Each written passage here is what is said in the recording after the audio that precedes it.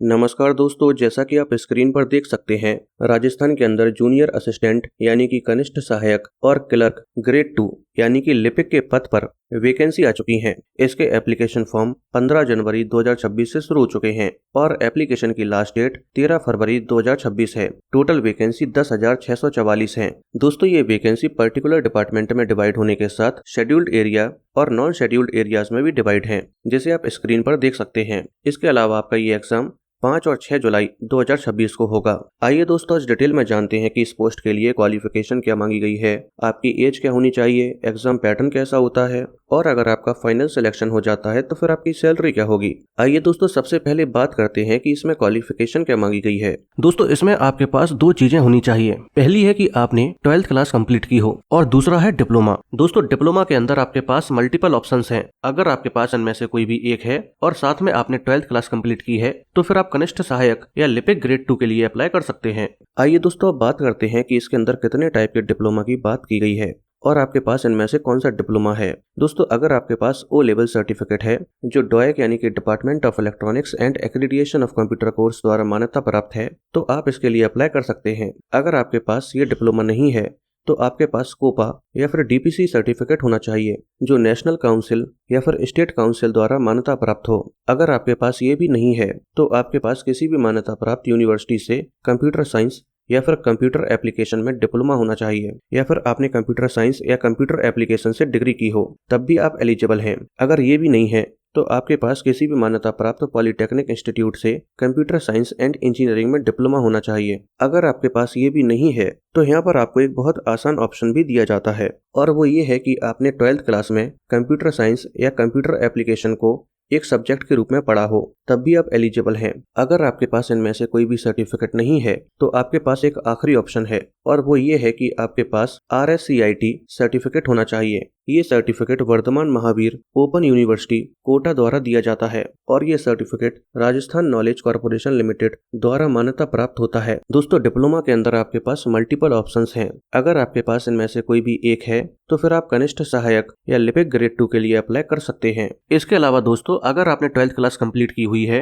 और अपने डिप्लोमा के फाइनल ईयर में हैं, तब भी आप इन दोनों ही पोस्ट के लिए अप्लाई कर सकते हैं। लेकिन कंडीशन ये है, जब आप कनिष्ठ सहायक और लिपिक ग्रेड 2 का एग्जाम देंगे और एग्जाम देने के बाद जब आपका सेकंड स्टेज पर स्टेनोग्राफी टेस्ट होगा तो उस स्टेनोग्राफी टेस्ट की जो एग्जाम डेट होगी उस एग्जाम डेट से पहले आपका डिप्लोमा कंप्लीट हो जाना चाहिए और आपके पास रिजल्ट होना चाहिए। आइए दोस्तों, बात करते हैं कि इसमें आपकी एज क्या होनी चाहिए। दोस्तों, यहाँ पर आपकी एज 1 जनवरी 2027 को 18 से 40 साल के बीच होनी चाहिए। इसके अलावा यहाँ पर आपको एज में रिलैक्सेशन भी दिया जाता है, जैसे कि अगर आप लड़की हैं और जनरल कैटेगरी से बिलोंग करती हैं तो फिर आपको 5 साल एक्स्ट्रा दिए जाएंगे। इसका मतलब ये है कि आप 40 में 5 साल और जोड़ दीजिए, यानी कि आप 45 साल की उम्र तक इसका एप्लीकेशन फॉर्म भर सकती हैं और एग्जाम दे सकती हैं। इसी तरह से अगर आप राजस्थान के मूल निवासी होने के साथ SC ST OBC अति पिछड़ा वर्ग कैटेगरी से बिलोंग करने के साथ लड़के हैं, तब भी आपको एज में 5 साल एक्स्ट्रा दिए जाएंगे। लेकिन अगर आप लड़की हैं और राजस्थान की मूल निवासी होने के साथ SC ST अन्य पिछड़ा वर्ग अति पिछड़ा वर्ग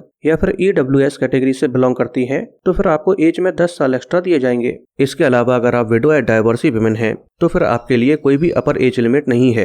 लेकिन आपको इस बात का विशेष ध्यान रखना होगा कि राजस्थान सरकार ने जो रिटायरमेंट की एज डिसाइड की है, आपकी एज उससे कम होनी चाहिए। इसके अलावा दोस्तों, यहाँ पर और भी कई कैटेगरीज हैं जिनमें एज में रिलैक्सेशन दिया जाता है, आप स्क्रीन पर देख सकते हैं। लेकिन दोस्तों, आपको इस बात का विशेष ध्यान रखना होगा कि यहाँ पर टोटल 10 प्रावधान हैं जिनके अंदर आपको एज में रिलैक्सेशन दिया जाता है। लेकिन आप किसी भी एक प्रावधान के अंदर जो भी मैक्सिमम एज लिमिट होगी आप उसका फायदा ले सकते हैं। अगर आप सोच रहे हैं कि किसी एक से ज्यादा प्रावधानों को मिलाकर आप ज्यादा से ज्यादा एज में रिलैक्सेशन ले लें तो ये संभव नहीं है। आइए दोस्तों, अब जानते हैं कि इन दोनों ही पोस्ट के लिए सिलेक्शन प्रोसेस कैसा होता है। दोस्तों, यहाँ पर सिलेक्शन प्रोसेस 2 स्टेज में होता है। पहली स्टेज में एक टेस्ट होता है जो MCQ फॉर्मेट में होता है और दूसरे स्टेज पर टाइपिंग टेस्ट होता है। आइए दोस्तों, इन दोनों ही स्टेज को थोड़ा सा डिटेल में जान लेते हैं। पहली स्टेज पर एक टेस्ट होता है जो MCQ फॉर्मेट में होता है और ये OMR शीट पर होता है। इसमें 2 पेपर होते हैं। पहला पेपर सामान्य ज्ञान, सामान्य विज्ञान और गणित का होता है और दूसरा पेपर सामान्य हिंदी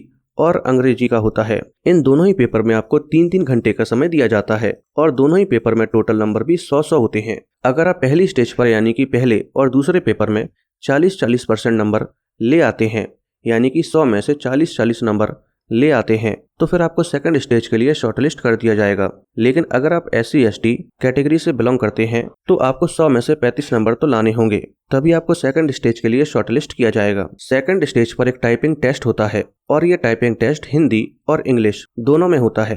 हिंदी टाइपिंग में 2 टेस्ट होते हैं। पहला टेस्ट स्पीड टेस्ट होता है जिसमें आपको 10 मिनट का समय दिया जाता है और टोटल नंबर 25 होते हैं। और दूसरा टेस्ट होता है एक्यूरेसी टेस्ट, इसमें भी आपको 10 मिनट का समय दिया जाता है और टोटल नंबर 25 होते हैं। इस तरह से हिंदी टाइपिंग में कुल मिलाकर 50 नंबर दिए जाएंगे। इसी तरह से इंग्लिश टाइपिंग में भी 2 टेस्ट होते हैं, स्पीड टेस्ट और एक्यूरेसी टेस्ट, और इसमें भी आपको कुल मिलाकर 50 नंबर दिए जाएंगे। इस तरह से हिंदी और इंग्लिश के टाइपिंग टेस्ट को मिलाकर टोटल नंबर 100 होते हैं। टाइपिंग टेस्ट के अंदर दोनों ही टेस्ट में आपको अलग से क्वालिफाई भी करना होता है। जैसे कि मान लीजिए हिंदी टाइपिंग के अंदर स्पीड टेस्ट के अंदर टोटल नंबर 25 हैं, तो अगर आप 25 में से 9 नंबर नहीं ला पाते हैं तो फिर आपको डिस्क्वालीफाई कर दिया जाएगा। यानी कि आपको फेज 2 में सभी टेस्ट में एक एक करके 36% नंबर तो लाने होंगे, तभी आपको फेज 2 में क्वालिफाई माना जाएगा। आइए दोस्तों अब जानते हैं कि अगर आपका फाइनल सिलेक्शन हो जाता है तो फिर आपकी सैलरी क्या होगी। दोस्तों अगर आपका फाइनल सिलेक्शन लिपिक ग्रेड 2 या कनिष्ठ सहायक के तौर पर होता है तो आपकी मंथली सैलरी पे मैट्रिक्स लेवल 5 के अकॉर्डिंग 35,000 रुपए से लेकर 45,000 रुपए के बीच होगी। दोस्तों अब अगर आपको ये वीडियो पसंद आई हो तो वीडियो को लाइक करके चैनल को सब्सक्राइब कर लीजिए।